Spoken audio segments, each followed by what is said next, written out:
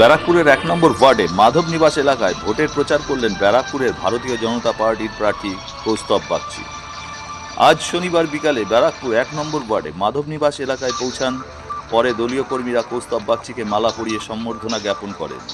এরপর শুরু হয় দ্বিতীয় দিনের অন্তিম প্রচারের চূড়ান্ত পর্ব।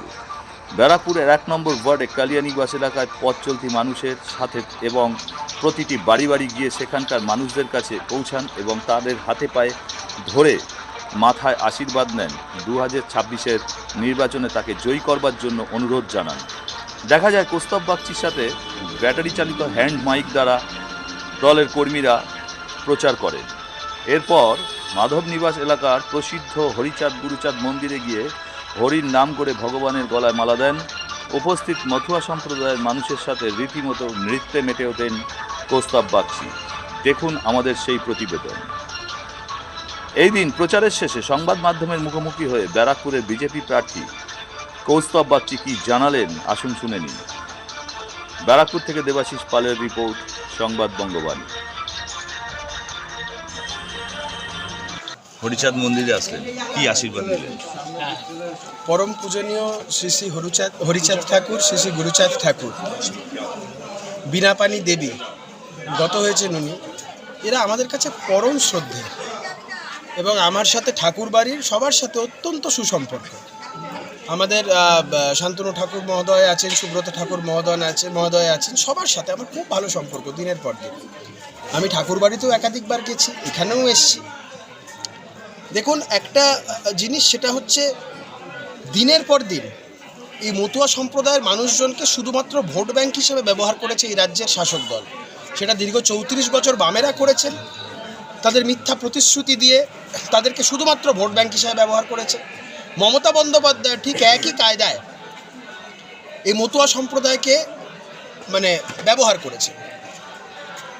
তিনি পরম পূজনীয় শ্রী শ্রী হরিচাঁদ ঠাকুরের নামটা ঠিক করে উচ্চারণ করতে পারেন না। যেভাবে বলেছিলেন সেটা তীব্র একটা আপত্তিকরভাবে তিনি খুব তাচ্ছিল্যের সুরে হরিচাঁদ ঠাকুরের, গুরুচাঁদ ঠাকুরের নাম নিয়েছিলেন। আমরা বলছি আমাদের দেশের সর্বভারতীয় স্তরের সমস্ত নেতৃত্বের ঠাকুরবাড়ির প্রতি আচরণ দেখবেন তো আজ অবধি কোনো দিন কোথাও কোনো অবমাননাকর মন্তব্য বা কারোর প্রতি কোনো অবমাননা আপনারা দেখতে পাবেন?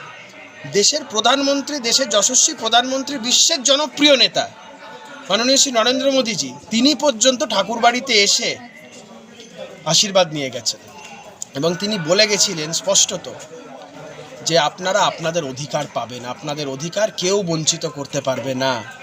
আমরা মতুয়া সম্প্রদায়ের মানুষজনকে বলে যেতে চাই, আমরা আপনাদের পাশে যেভাবে আছি, অতীতেও যেভাবে ছিলাম, আগামী দিনেও সেইভাবে থাকব।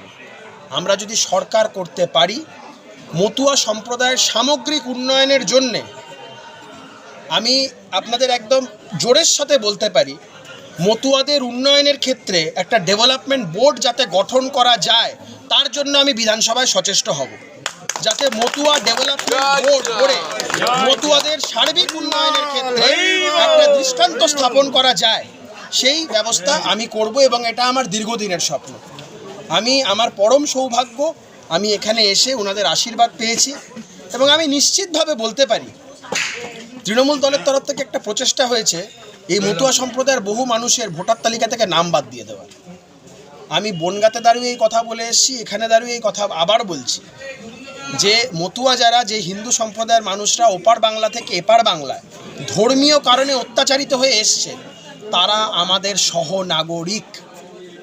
একটা মতুয়াদের ভোটও যদি বাদ যায়, আমরা কিন্তু ইলেকশন কমিশনকে রাজনৈতিকভাবে তাদের মোকাবেলা করব, প্রয়োজনে আমরা ইলেকশন কমিশন ঘেরাও করব। আমি মতুয়া সম্প্রদায়ের যারা মানুষজন আছে সবাইকে বারংবার বলেছি, যার যেখানে নাম কাটা গেছে 6 নম্বর ফর্ম নাম্বার 6 ফিল আপ করে জমা দিন এবং আমরা প্রশাসনিক স্তরে উদ্যোগী হব যাতে কোনো নাম বাদ না যায়।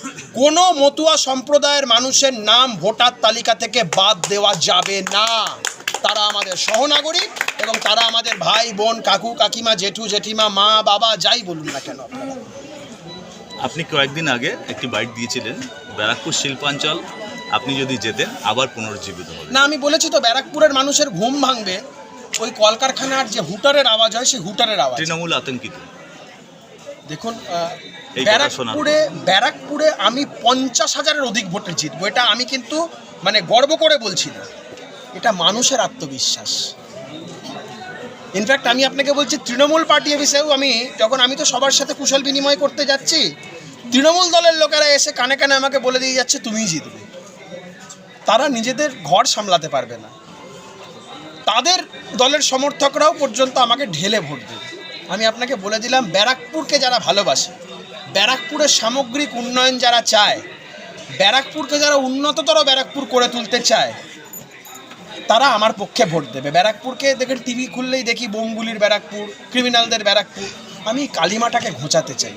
আমার ব্যারাকপুর ক্রিমিনালদের ব্যারাকপুর নয়, আমার ব্যারাকপুর স্যার সুরেন্দ্রনাথ ব্যানার্জির ব্যারাকপুর, আমার ব্যারাকপুর মঙ্গল পাণ্ডে, শহীদ মঙ্গল পাণ্ডের ব্যারাকপুর, আমার ব্যারাকপুর অন্নপূর্ণা মন্দিরের ব্যারাকপুর, গান্ধীঘাটের ব্যারাকপুর।